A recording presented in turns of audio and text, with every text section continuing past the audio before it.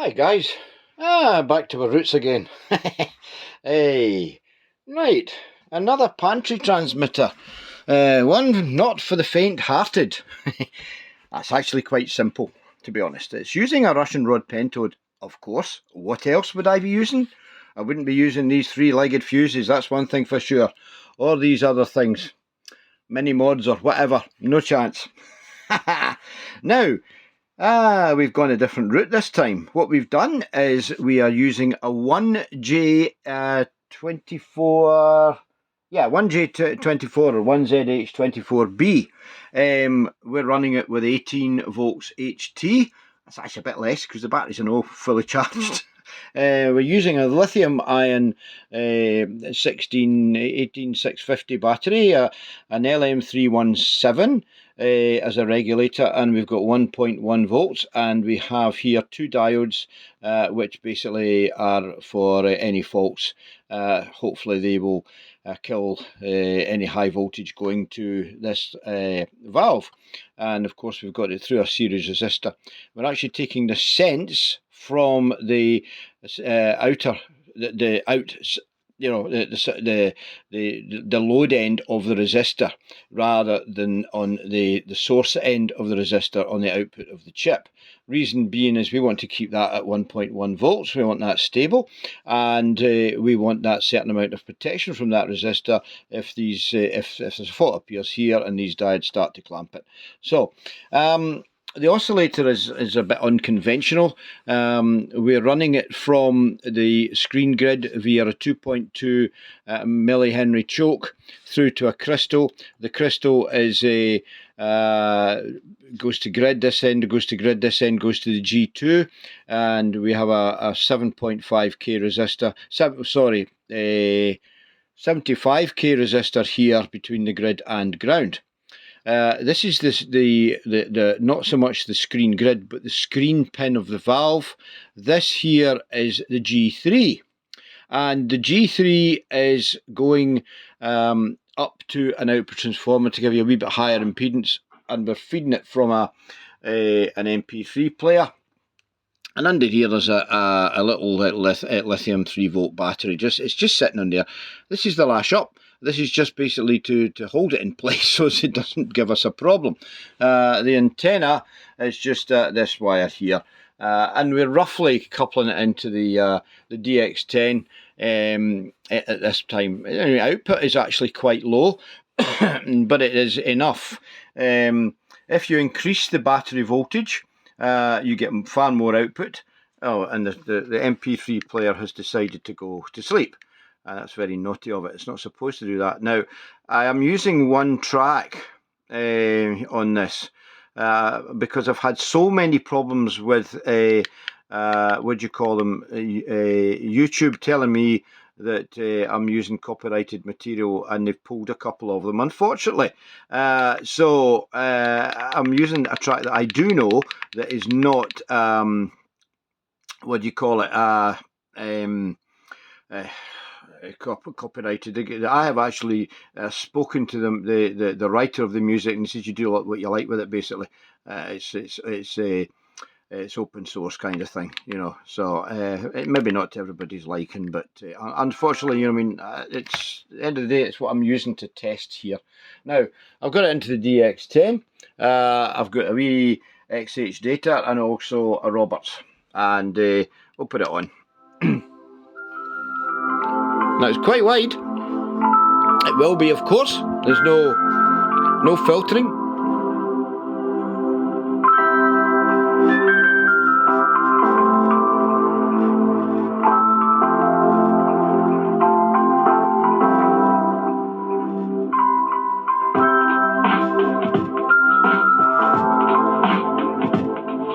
Now I think what have we got it a span on at the moment? We've got a span on at 5k, so I put it to 10k. It's still way over there. Span 20k, still over there. Which we know, because we cannot, unless we filter it out, we're going to get it. So on 100k, I would imagine you wouldn't see that, or 50k. There you go, it's a lot less.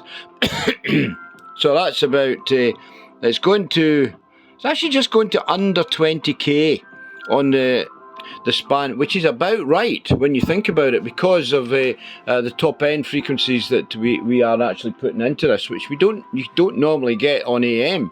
So yes, it is wide. So some form of filtering would be actually quite useful to reduce that. A cutoff, say about 6K would be good. Now, I'll turn that one off. We don't want that one on now. We'll just power it down. Now, this is on the VXH data. It's not loud, and I think that's down to the fact it is wide. I don't think the detectors in these VXH datas can cope with that. I've noticed this before with these as well. No, I don't want to do that.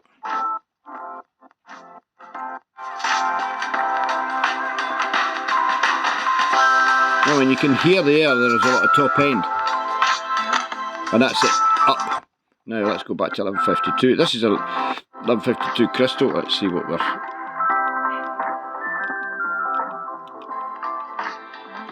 Yeah. Certainly works. I mean, it is fine. Okay, we'll kill that one as well. Turn that one off. Now, Roberts. Let's put that on. There we go. You'll see the difference in this. This is fine with it. Absolutely fine.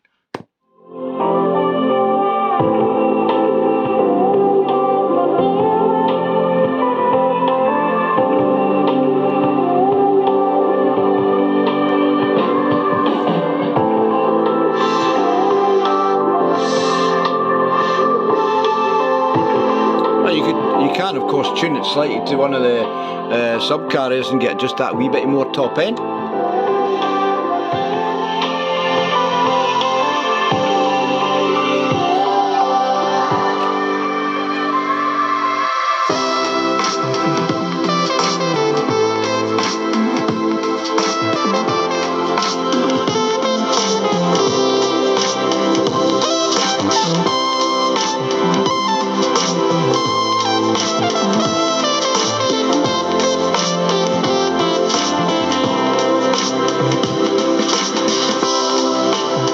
There you go.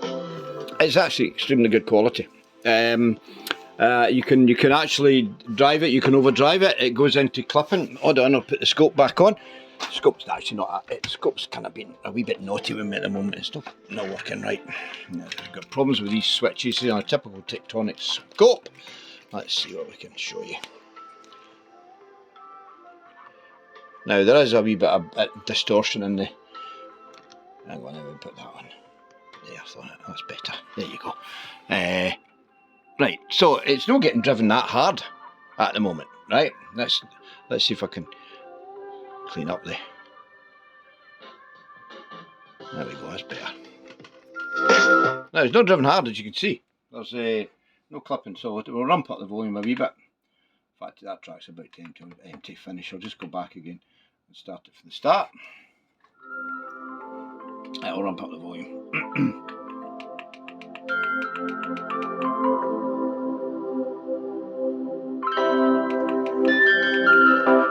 There you are. You can actually hear the distortion now, and it's overdriving. It's over 100%. You see the white bits in the middle. Oh, well and truly, eh? Oops. Oh, sorry. That's it. Take it down to about 25, so I think that's alright at that.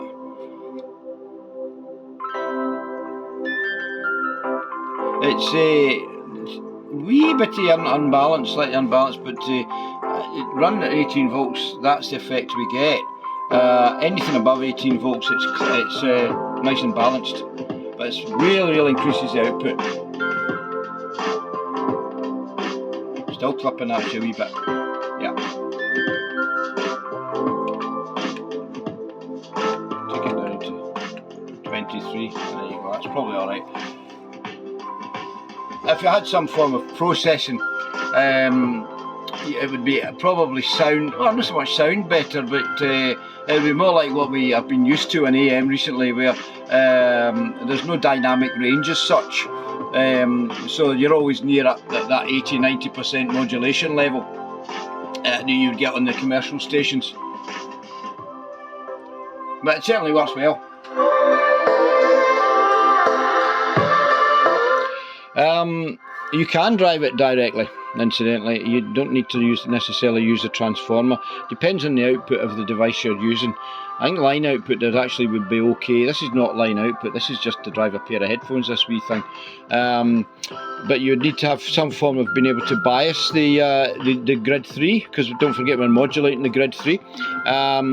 So we need to have some kind of bias arrangement there. But it will drive it. If you're running it on like 50, 60 volts, it struggles. But the lower the actual HT, the less drive it requires, obviously, to modulate that carrier.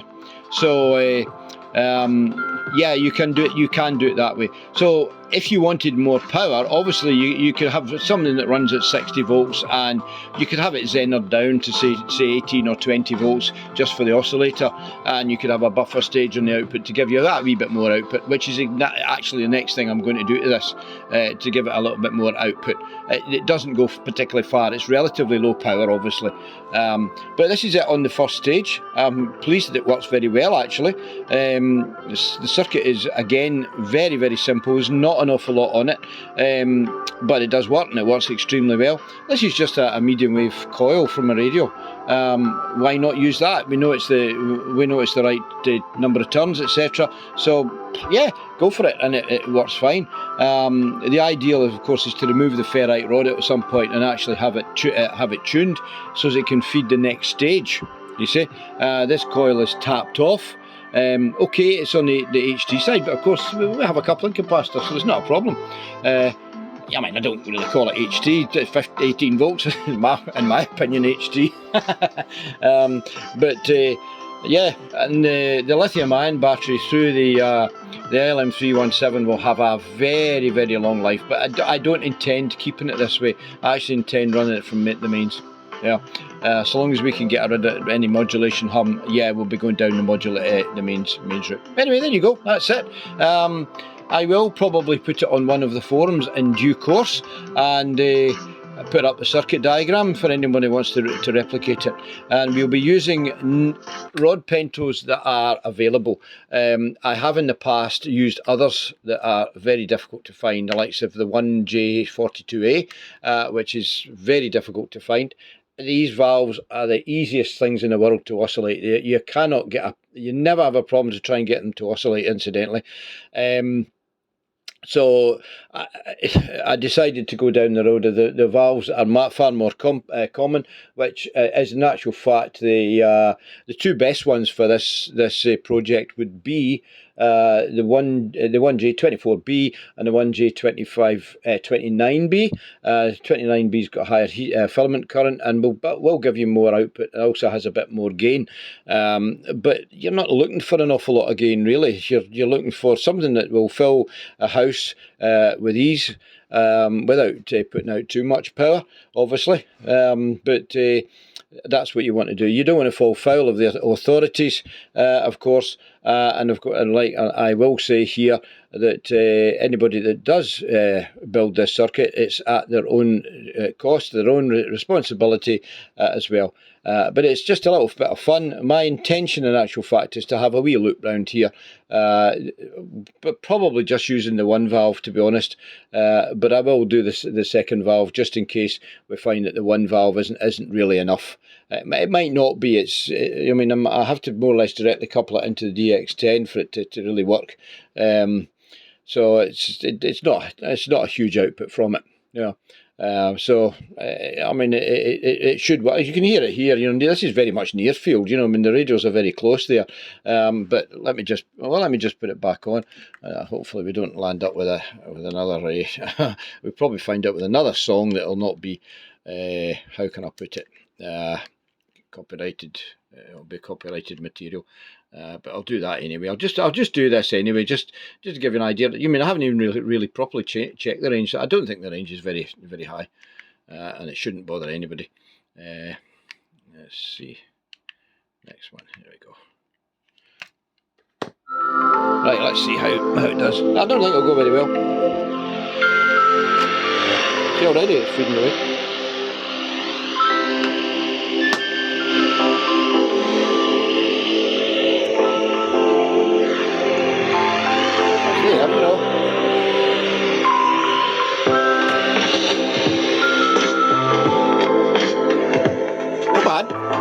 wee bit higher up's better.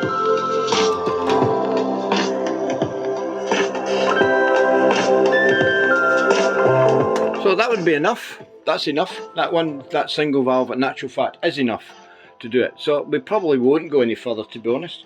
But there we go. But we'll tidy it up anyway. We should be able to use all the radios in here now. They should all work, and we can feed it with the material that we wish. Whether it's a rebroadcast of anything BBC or whatever, you can use your own stuff. But there you go. Simple wee thing to do. Dead easy. Bit of fun. And like anything else that I put in, shouldn't be too difficult for somebody to replicate. Okay, thanks guys for watching. Take care. If I'm not on before Christmas, I wish everybody a happy Christmas and a nice new year. Make sure you enjoy yourself, folks. Take care. Bye for now.